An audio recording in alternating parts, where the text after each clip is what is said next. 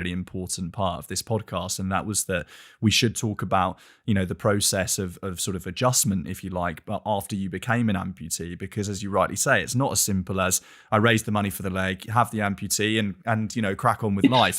Exactly, on we go. It's certainly not as easy as that. And we spoke on the phone before the podcast, and you mentioned to me, for example, the phantom pain that you had was terrible, and this actually resulted in you becoming depressed and even becoming, suicidal at some point. So there's a real, there's a tale of adversity in itself in just the process of adjusting after becoming an amputee. And you're right, we definitely shouldn't gloss over that. And so, could you just talk us through in your own words how that process was for you? Yeah, absolutely. So when I'd had all my previous surgeries, I'd always had the surgery and kind of recovered very quickly, bounced back, and didn't really suffer with pain, didn't have to have too many painkillers. And so when I went into amputation, I had this expectation that I was going to be exactly the same. I was going to have the amputation and I was going to bounce back. I'd be running and walking and doing everything, within so many months. And it wasn't the case. And when I came out of surgery, I suffered really badly with phantom pain. I still do now. So I have phantom pain is rare in itself. It doesn't happen to that many amputees.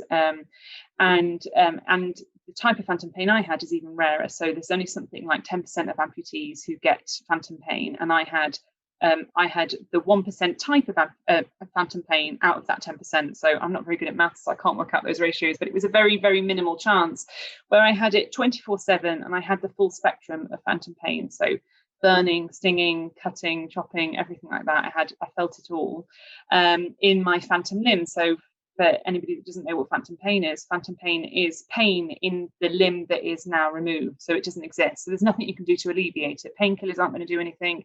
You can't massage it, you can't rub it, because the space doesn't exist. It's a trick of the mind, where the mind is basically searching desperately for the limb that's been removed.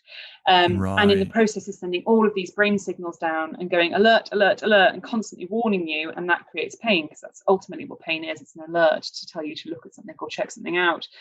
It was unbearable. And at first I was fine. I was managing it in my true way, and kind of going, it's okay, it'll get better and get better. But after 6 months with constant 24/7 pain, barely any sleep, I just slowly went down into a very, very dark pit. And it came about in a multitude of ways. One, I felt as though I'd failed at being me. I felt as though I'd failed at being positive Bones, positive Jose. I'd had this story and this narrative of I'm always very, kind of keeping it very practical and very upbeat and very stoic. And actually, I felt as though I'd failed at that, because I hadn't been able to recover and bounce back, and that I was having these kind of like very negative thoughts. But also the pain was so unbearable. I genuinely couldn't imagine my life going forward in that much pain. Like, I couldn't envisage having children or going back to work or doing all of those things whilst being in that much pain. And so I went through this. As it slowly got worse, things started to add on top of it as well. So, for example, I ended up quitting my job because I found the stress of it too much. There's lots of triggers for phantom pain, and one of my triggers is stress. And so the stress of work ended up triggering that, and meaning that I ended up getting more phantom pain. And I ended up in one of the darkest places I've ever been in my entire life. And I've had dark periods when I had cancer naturally, but this is the darkest I've ever felt. And I ended up being suicidal purely for the fact that I was thinking, I just can't do this. I am really using all of my strength here, and I just can't do this. I can't be in this much pain all the time. It's absolutely impossible to live life, and it's stopping me. All the things I had my amputation for, I wasn't able to do because I was in so much pain. So it felt like I'd really thrown myself off a cliff, to be honest, and it made me feel like I wanted to throw myself off a cliff, which was horrible. It's horrible. You feel like you've constantly got away with you, a very, very dark dog, as they call it, a very black dog that sat with me all the time and weighed upon everything I did. Wow, I can't imagine how how tough that must have been, and especially probably as some of it came as a bit of a surprise as well. I remember you said to me before that sort of the doctors didn't talk that much about the pain before the amputation, so I can imagine that that probably made it worse. So what got you out of that dark hole, Josephine? Thankfully we're still here talking today. You're here to share your story, and it's an amazing one. But what got you out of that hole that you're in? Because obviously it sounds terrible at that moment in time. It was, and actually, I was really good at covering it up. I think a lot of people who have experienced depression or suicide can share this sentiment that you get very good at pretending you're not feeling horrendous all the time, or hiding away. And so, actually, no, I really wasn't talking about it, and it was by fluke that I went to go and see my surgeon. And I think in my desperation, he saw that I needed something more. So first of all, he referred me to a pain clinician. Now, I had tried everything for pain. I mean, I tried every single tablet under the sun. I tried every single wacky therapy. I even wrapped my leg up in foil because it's supposed to help with the electromagnetic waves. It looked like a piece of ham. Wow. I did everything under the sun, aromatherapy and acupuncture and all sorts. And I found that nothing was really helping. And so, he recommended, and he referred me to a therapist, and he knows I'm strong-minded. And so he was like, look, she's not your standard therapist. First of all, she specializes in pain. So she's a pain therapist. And so she can talk to you particularly about what pain is and help you understand it. But also on top of that, she's a nice lady, and she's just go there with an open mind. He knows me really well, my surgeon. He's done my surgeries for however many years, so we've got a very good back and forth relationship. So he was a bit like, you're just going to have to do it and suck it up and go to this therapist. Trust me, yeah. And I did, and she was wonderful. And by this point I was working out painkillers and things like that, but she opened my eyes. She first of all educated me to what pain is, and that is really useful when you're discussing phantom pain, because it helps you put it into context. Once you understand that actually a lot of this is a mental thing, is that it's your brain telling you that there's something wrong, you need to check it out, you can then start actually speaking to your brain in a bizarre way and say, actually, do you know what, it's fine, I chose to have this amputation. And I have had an amputation, and you can kind of really address it physically and say, okay, look, there's no leg there, and have those kind of internal conversations. But also she helped me discuss pain in a way that wasn't painful. When you're talking about pain, naturally your brain then it creates these connections, etc., and so it can start to trigger that. So we started naming things. We started naming pain phantom Phil, and my leg is I've got Kev the leg, which is my prosthetic, I've got Tim the residual limb, which is my stump, and I've got phantom Phil, and we discussed them in conversation.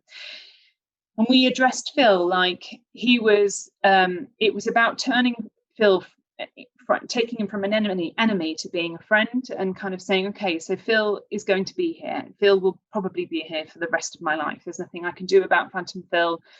He's part of my existence. But just because he's here, just because he's sat at the table with me, doesn't mean I have to interact with him, or doesn't mean that he has to take over the conversation. And it was about kind of creating these, I suppose, characters that then I could apply boxes to, or apply parameters to. So like I say, if I was having dinner with friends, often phantom pain would trigger in, and I'd really struggle to concentrate. I'd struggle to have a nice time with my friends. It would start to then play on my mind. I'd get stressed about being in pain.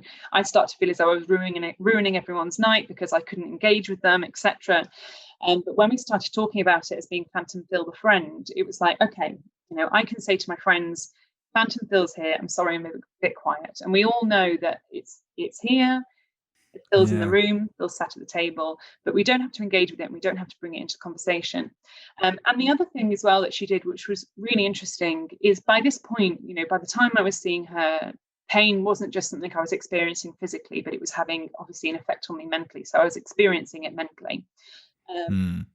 And when you have that kind of pain where it's taking over your life and it's causing a lot of stress, it's very natural then for you to start almost over egging the pudding in your mind. So you can feel the pain coming on, and so naturally your stress comes up and you start thinking, oh my god, I'm going to be in pain, and you start almost imagining how much pain you're going to be in and all of that. I'm not going to sleep, or I'm not going to be able to do this, I'm not going to be able to enjoy myself. And so she asked me to really focus in on the pain, like really, really focus on it, which is incredibly hard to do. Imagine being stabbed and then being told to really focus on the wound and the pain. It's the last thing you want to do. Yeah.